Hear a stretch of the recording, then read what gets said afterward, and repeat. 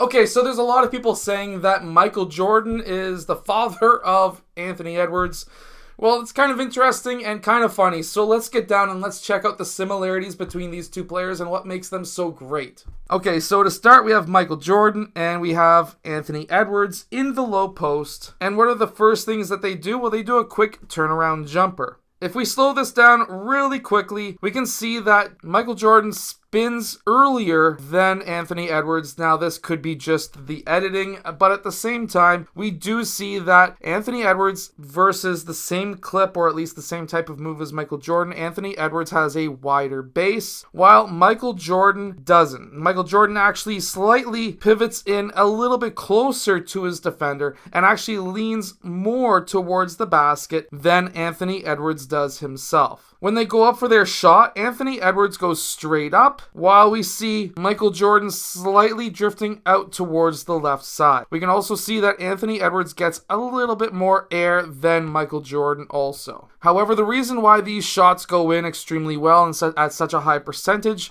is they both have their shoulder and elbow towards the rim. The other thing I would like to say is Michael Jordan has a much higher set point on a turnaround jumper to make sure that he keeps that ball away from the defenders. While in today's era, pretty much any contact is called a foul, versus back then you could get hammered and still not get called for a foul. So this is potentially why there's a little bit of a difference right there. Now, both of these clips, they're driving on the left side of the basket, and the reason why there's people saying that this is there's a similarity here is, in my opinion, the finish, not necessarily how they go about the finish, just because they go for an up and under on that opposite side. But there is some differences between these two moves, and the reason why Anthony Edwards, in my opinion, would probably have a harder chance of going in back in the day of Michael Jordan, but Michael Jordan's would still go in today's game. So first off, we have them attacking the basket, Michael Jordan taking much longer strides towards the basket, taking fewer steps by about one. And then when they get to that rim, they both go up with two hands protecting that ball. When they go up, they have a defender on their right side going straight up. However, when they go for that reverse, one thing I do notice is Michael Jordan's is much lower, while Anthony Edwards is much higher on the backboard. Now, in today's game,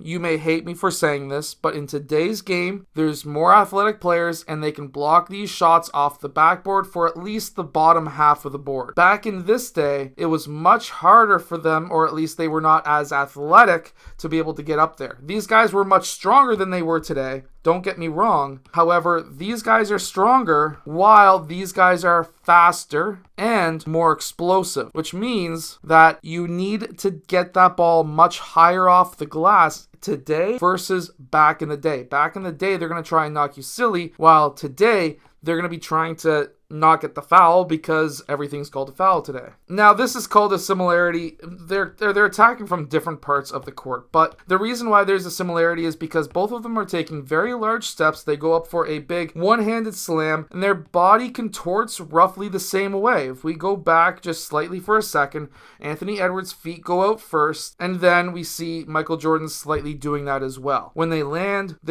one-footed, as we see right here, and then we see one-footed once again. I'm going to tell you right now, try your best to land on 2 feet. This is why Zion Williamson gets injured so frequently. He's a big body landing on one leg versus these guys who are landing on one leg, but they are much, much less weight. It does concern me, however, how Anthony Edwards lands sideways on this leg versus Michael Jordan landing one-legged, but he's landing backwards. There's a difference. The hip can flex by landing backwards. Your hip can flex, your knee can bend. By landing sideways, your knee can't bend sideways, which means that there's a higher chance of injury right here. This scares me. This doesn't really scare me. Actually, if you go to Instagram and you go to hoop_with_David, if you see his dunk and you see other dunks like that. He's got a couple of dunks on his page. He lands just like Michael Jordan. Actually, a lot of his game resembles Michael Jordan, so definitely go check out Hoop with David. That's my nephew. He's a pretty good player. Now, this is a similar move, yet again, similar footwork. They go left foot, obviously, to go and try and dunk with their right hand. Michael Jordan goes off of 2 feet. The reason why it's similar is because they posterize a guy with one hand and land on both feet, but it's different moves. It's different footwork. So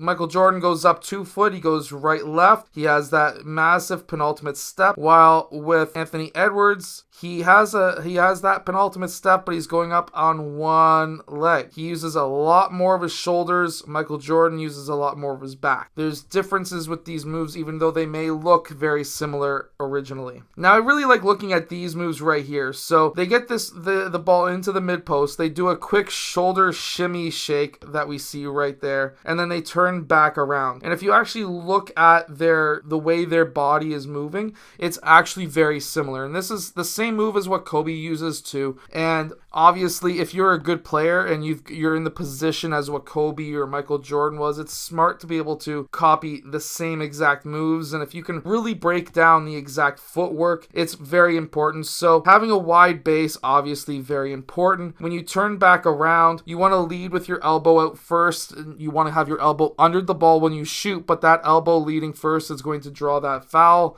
In today's game, back in this day, you're having the elbow out, but not out to the side as Anthony Edwards does to try to draw that foul. The reason why you have this very, very 45-degree style elbow is because now you want to have that ball above your head, because of course there's going to be players trying to block you. You want that higher set point, so that's going to be similar as well between the ages. I hope that this video has kind of opened your eyes to the actual differences between these very similar moves or even dunks. They're not the exact same. Nobody is ever going to be the exact same carbon copy unless your name is Kobe Bryant and Michael Jordan, in which case Kobe Bryant was a carbon copy. However, in most cases, your body is going to be reacting differently over the different ages and periods of time. You're going to need to change things up. For example, a wider base or higher off the backboard versus back in the 90s. However, this really comes down to what I want to talk to you about, and that is you need to look at all of the greats and see what they did well and see if you can emulate what they do. That way, you can be able to add different things to your bag. And obviously, when it comes down to being able to score in game, you're not going to be just able to get away with just plowing through and getting to the rim. There's only really been one player who could do that successfully at an elite legendary level, and that's LeBron James. So you obviously need to have a body like his to be able to copy his game. However, Michael Jordan, if you can be in that 6'2", 6'8" range and have a mobile body with good coordination, these are some of the moves that you can copy. I hope that you've enjoyed today's video. If you have, hit that like button, subscribe, and I'll see you guys again next time.